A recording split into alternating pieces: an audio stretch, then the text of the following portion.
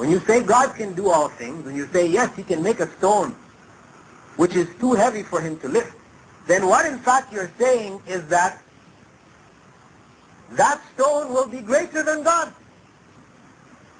You see, and one of the characteristics of God is that he is the greatest. This is what we say, Muslims say in their call to prayer. Allahu Akbar. Allah, God, the one God, he is the greatest. There is nothing greater than him. That is one of the fundamental characteristics of God. Which when you make God a part of his creation, when you make him a man, then in fact what you're doing is making him less than other men. Because when Christians made God Jesus, then according to their beliefs, other men came and killed Jesus. They were greater than Jesus. But God is greater than all. He cannot be killed. He is not a part of his creation. Muslims believe that God is distinct, different, not a part of his creation. And when you accept the idea that God is a part of creation, mixed into the creation somehow, somewhere, some people say, oh, God is in everybody's heart. The heart, is the temple of God. Or the soul is divine. It's God, it's a part of God. These kind of beliefs, this makes God a part of his creation. And when someone who is worshipping a stone, when you say to him, why are you worshipping the stone? And he says, well, actually I'm not worshipping the stone, but I'm worshipping God who is present in the stone, then you are stuck. You have to accept this as worship of God. But no, true religion has always taught that one should not bow down in worship to other than God. So, the fundamental difference, I said, between Islam and all of the other systems is that it alone teaches that God alone deserves to be worshipped. And this is something which is a part of our nature. We all know it. We all realize it inside of ourselves, that God alone deserves to be worshipped. God is not a man. He is not a stick and a stone. He is beyond his creation. This is something we all know inside of ourselves.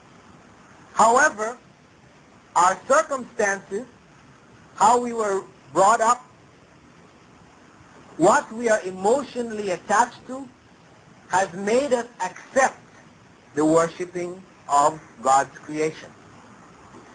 And those of us that are involved in the worship of God's creation, we tend to fear letting this go because of what other people are going to say. What are my friends going to think of me? We have this fear, as though inside of ourselves we know, yes, Jesus is not God. Buddha is not God. Shiva is not God. God is beyond these created beings whom we worship. But as I said, our emotion keeps us trapped. And that's why I said that for us to be honest, to honestly seek the true religion of God, then we have to put our emotions aside and look at what is in front of us, what evidence, what are the arguments of the various religions. Look at them intellectually.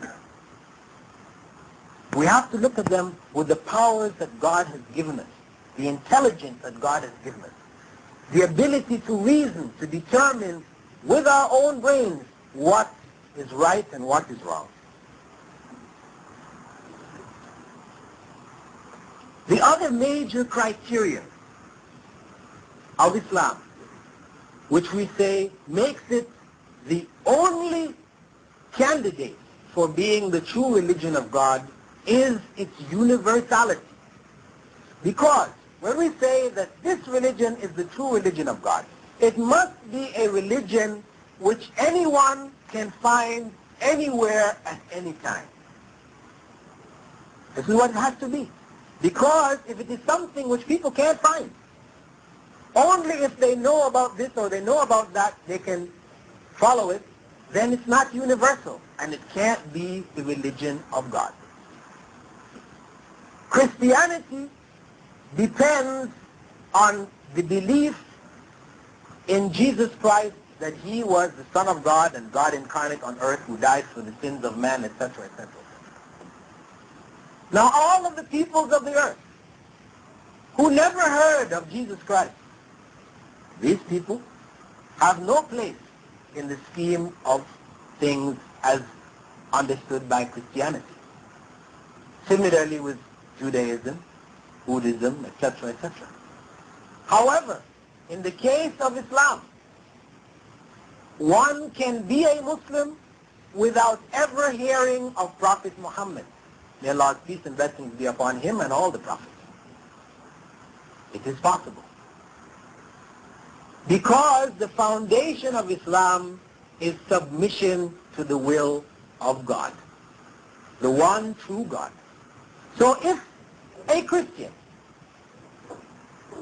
in some remote area who has never heard about the teachings of Islam as taught by the last prophet, Muhammad, may Allah's peace and blessings be upon him, but he has the pieces of the teachings of Prophet Jesus, may Allah's peace and blessings be upon him also, and he follows what is right of those teachings, submitting to the will of God, then he or she is a Muslim. That is Islam. And that is what makes Islam, as I said, universal, and makes it the only candidate for being the true religion of God. And this is not something that I'm making up. You know, somebody might say, oh, he's just making that up because he wants to convince these people that, you know, Islam is the best. No. This is something you can read in the Quran itself. There is a verse mentioned twice in the Quran to emphasize to the people this principle, wherein God says, verily those who believe among the Muslims and among the Jews and the Christians and the star worshippers, those who are involved in any other kind of worship, whoever amongst them believes in the one true God and does righteous deeds, believing that he or she is accountable for what they do in this life, that there is a resurrection and judgment, they will be judged, such will inherit paradise. This is a paraphrasing of the verse, but if any of you don't believe me, we can read the verse exactly for you, word for word. This is the basis of the universal teachings of Islam.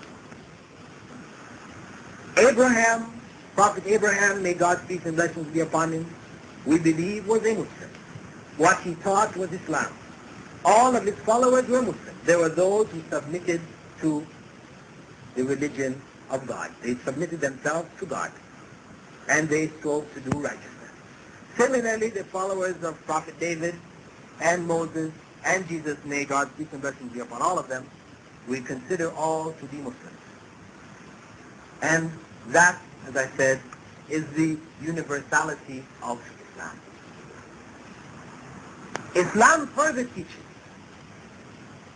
that each individual, when he or she was first created, when Adam was created, all of Adam's descendants were taken in the spiritual form and made to bear witness that God was the only one deserving worship. There was just one God. They were all made to recognize the existence of God. And when the child is born, the child has that inside himself as a part of his nature. And as such, the Prophet Muhammad ﷺ has said, every child is born with a natural inclination to the belief in God. However, it is his parents, that is his circumstances, which cause him to be a Christian or a Jew or whatever.